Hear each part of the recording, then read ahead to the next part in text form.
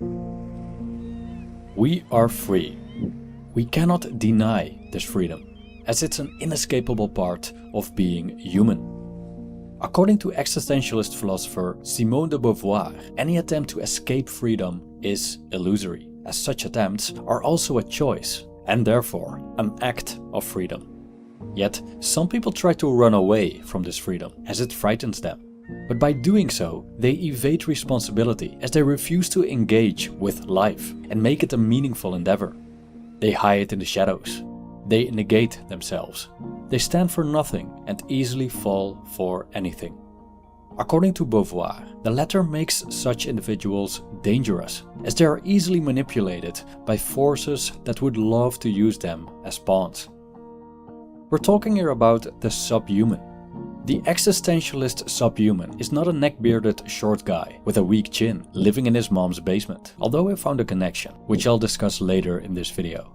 For Beauvoir, the subhuman is an archetypical position toward what she called the ambiguity of freedom. This concept is the central theme of her book, The Ethics of Ambiguity, one of the foundational texts of existentialism. For Simone de Beauvoir, freedom is a double-edged sword, a gift and a burden. The bad news is that life comes with limitations, things that are a given, fate if you will. The good news is we have the freedom to act despite these things, and many limitations can be overcome. We are, thus, allowed to shape our lives authentically to an extent. There's a space, and that space is freedom. But some people deny this freedom and opportunity to forge one's authentic path. They don't want it, as it scares them, and so they hide from it in curious ways. Beauvoir argued that such people fall into two categories, the subhuman and the serious person. So if you want to know what not to do from an existentialist viewpoint, stay tuned. This video explores these two freedom-denying archetypes. Please note, I took the existentialist freedom to use the term subhuman instead of Beauvoir's original term subman as a universal and ungendered version of the concept. Speaking of freedom, you're also free to support this channel, Einzelgänger, which you can do by joining my Patreon, where you'll find ad-free videos, have a say in future topics, and even receive free merchandise. You can also follow me on Facebook and Instagram for updates, quotes, and more. Thank you. And I hope you'll enjoy this video.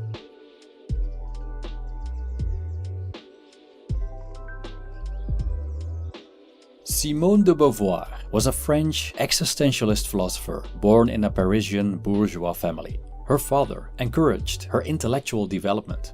As she was good at it, he ironically but proudly exclaimed, "Simone thinks like a man." Little did he know that she would later become one of the most important figures in feminist thought, writing the groundbreaking work The Second Sex. She had a lifelong partnership with no less than Jean-Paul Sartre. They were quite the unconventional couple. They had an open relationship based on respecting each other's freedom, which coincides with their philosophy.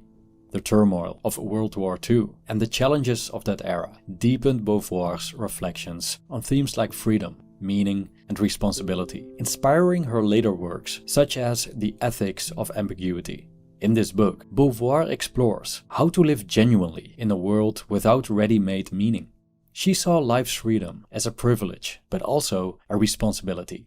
It's a game that must be played. Whatever we do, we're always part of that game, even if we refuse to play and sit on the sidelines. What does it mean to be free? Simone de Beauvoir believed that freedom is inherently ambiguous. We are both free and not free. On the one hand, we are subjects who can make choices and create meaning in life. On the other hand, we are objects to others and are embedded in a world shaped by circumstances beyond our control. Consider a talented painter with a strong drive to create. She has the materials, space, and income from her day job, so nothing stops her from painting and finding meaning in her work. Yet, she faces constraints, a lack of recognition, financial pressure, and a world more captivated by Netflix than art galleries. Then, a war breaks out, forcing her to enlist in the military and abandon her art. In the example, we see how the ambiguity of freedom comes with a constant tension between freedom and facticity, of which the latter means the facts of our situation. Facticity is a set of conditions. They're circumstances that shape our lives. For the painter, it's our financial situation, global conflicts, and societal trends. Many of these things cannot be changed, but some of them can be overcome. Suppose the painter is an existentialist. As an existentialist, she doesn't just passively allow herself to be shaped by the circumstances. If she did, she would be merely an object, a product entirely formed by outside forces. An existentialist embraces both object and subject, meaning that the painter actively shapes her life and simultaneously the world, despite the facts of her situation. This dynamic creates tension. It's subject versus object, imposing versus being imposed on, creating purpose versus becoming subjected to someone else's. According to Beauvoir, embracing freedom means transcending one's facticity and forging an authentic path despite it. I admit, this sounds pretty vague, so the question is, how do we pull this off? The answer is complicated. Beauvoir does not provide fixed morals or ethics to guide us on the path of freedom, because freedom is subjective. An individual's freedom depends on their unique circumstances. It's personal and theirs to decide. True freedom is confirmed by confronting and overcoming obstacles and resistance. True freedom implies a triumph over facticity. In other words, overcoming the obstacles in the way of one's authentic path. Yet, the struggle is different for everyone, because everyone's situation is different. If you aim to be free, and then follow some step-by-step guide on how to get that freedom, written by, let's say, someone on YouTube, you're essentially giving up your freedom. Instead, you just surrender yourself to someone else's blueprint for what life should be like. In the existentialist sense, true freedom means figuring out one's own direction in life and actively choosing it. An ethics of ambiguity, therefore, can never be universal. Or, as Beauvoir states, an ethics of ambiguity will be one which will refuse to deny a priori that separate existence can, at the same time, be bound to each other, that their individual freedoms can forge laws valid for all. End quote. But does acknowledging our freedom mean we can do anything we want? For Beauvoir, freedom implies responsibility. The world influences and constrains us, but our actions also shape it. If we remain passive, external forces dictate our lives. We are mere objects of our circumstances in that case. But the moment we transcend our conditions and act freely, we impact ourselves and others. Thus, we must choose responsibly. Our choices will affect people, whether we like it or not. For example, as a content creator with over 2 million subscribers, I should recognize my influence and see it as my responsibility not to spread misinformation or incite harm. Keeping this in mind, let's examine Beauvoir's archetypical attitudes that deny freedom. So, what's a subhuman? Before this archetype makes sense, we'll have to dive a bit deeper into what Beauvoir believes is the origin of one's attitude toward ambiguity. Childhood. I quote, "The child's situation is characterized by his finding himself cast into a universe which he has not helped to establish, which has been fashioned without him, and which appears to him as an absolute to which he can only submit. In his eyes, human inventions, words, customs, and values are given facts, as inevitable as the sky and the trees." End quote. When we're still children, we're not aware of the ambiguity of freedom, which is a natural thing, says Beauvoir. Our parents are godlike, and so are our teachers. To children, the adult world is serious. These big people know what life is all about. They hold the absolute truth about the world. My mama says... Well, whatever it is, it's true. The child himself isn't serious. He is safely living under the eyes of the adult, irresponsibly carefree. Someday he'll be part of the seriousness, and the absolute world will be accessible to him. Of course, adults do not have a monopoly on wisdom, and their values and morals are not absolute. As children grow older, they may become aware of how unfounded the adult world is. Mom's truisms about how girls are supposed to become mothers and how boys are not supposed to cry. These used to be the absolute truth, but now they sound questionable. Like, why? Who says so? Suddenly, the child realizes there are no fixed roles and laws. Beauvoir famously stated, "One is not born, but rather becomes a woman." Hence, she could very well choose not to. From an existentialist viewpoint, we are nothingness. Existence precedes essence. We come into this world as empty canvases, subjected to an ambiguous freedom. More often than not, this empty, open, and contingent universe in front of them scares people. As children, things were still simple and absolute. As adults, the ambivalence and uncertainty of it all become apparent. Here's where the archetype of the serious man or serious person comes in, which is, according to Beauvoir, most people's attitude. The serious person denies his freedom. He wants to get rid of it. I quote, "The serious man gets rid of his freedom by claiming to subordinate it to values which would be unconditioned. He imagines that the ascension to these values likewise permanently confers value upon himself." End quote. The serious person is devoted to what he deems a higher purpose that justifies his existence. He seeks identity and meaning in predefined roles, giving him an illusion of absolute purpose and truth. To maintain this illusion, he willingly throws critical thinking overboard.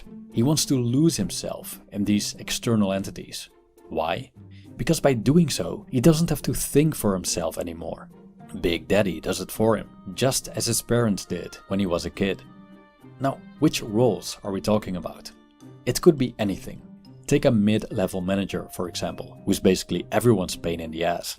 His identity is almost entirely submerged in the company. His holy book, the company's code of ethics. The sacred symbol he proudly carries on his suitcase, the company's logo. Not to mention the whiteboard in his bedroom showing the company's mission statement and future growth plan. Okay, this sounds hyperbolic, but seriously, pun intended, most people seek something external to become a meaning-giving entity.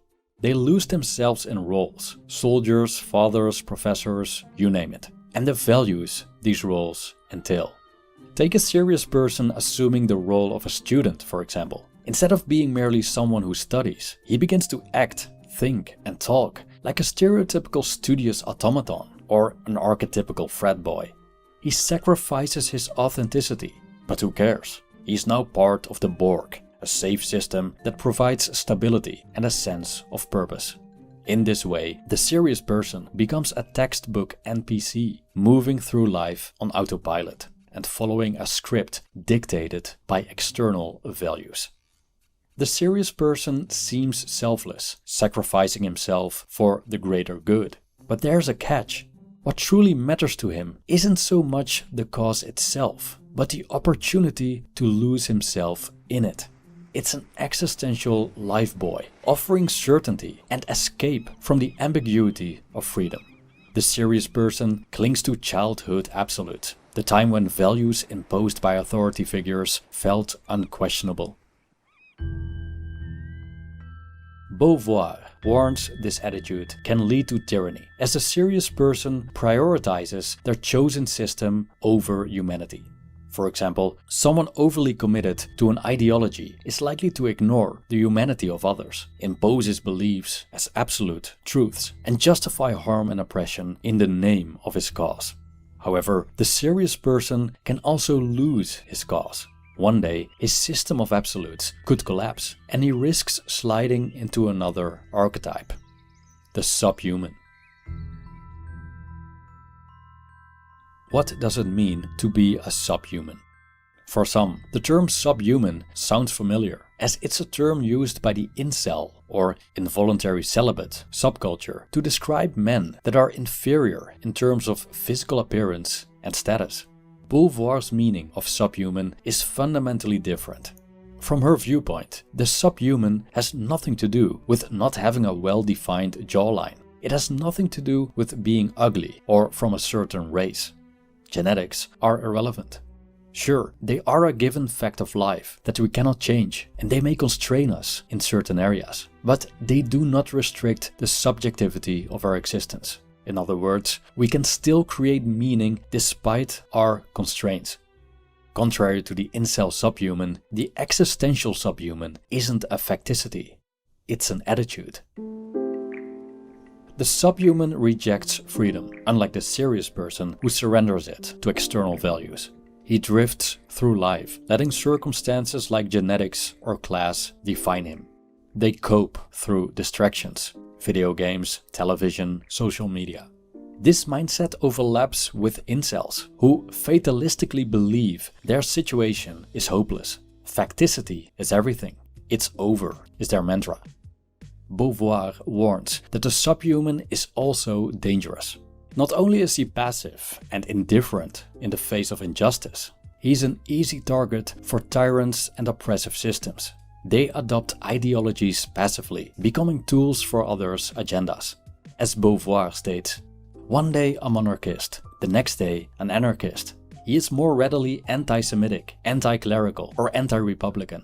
Thus, though we have defined him as a denial and a flight, the subman is not a harmless creature. He realizes himself in the world as a blind, uncontrolled force, which anybody can get control of. In lynchings, in pogroms, in all the great bloody movements organized by the fanaticism of seriousness and passion. Movements where there's no risk, those who do the actual dirty work are recruited among the submen. End quote. From Beauvoir's perspective, not choosing is still a choice, and a dangerous one. But there's always a way out. For most of us, freedom is within reach, waiting to be claimed. In the Ethics of Ambiguity, Beauvoir explores how to deal with the complexities of freedom, how to become an existentialist. If you would like, I can explore these ideas further in future videos. Please let me know in the comments. Thank you for watching.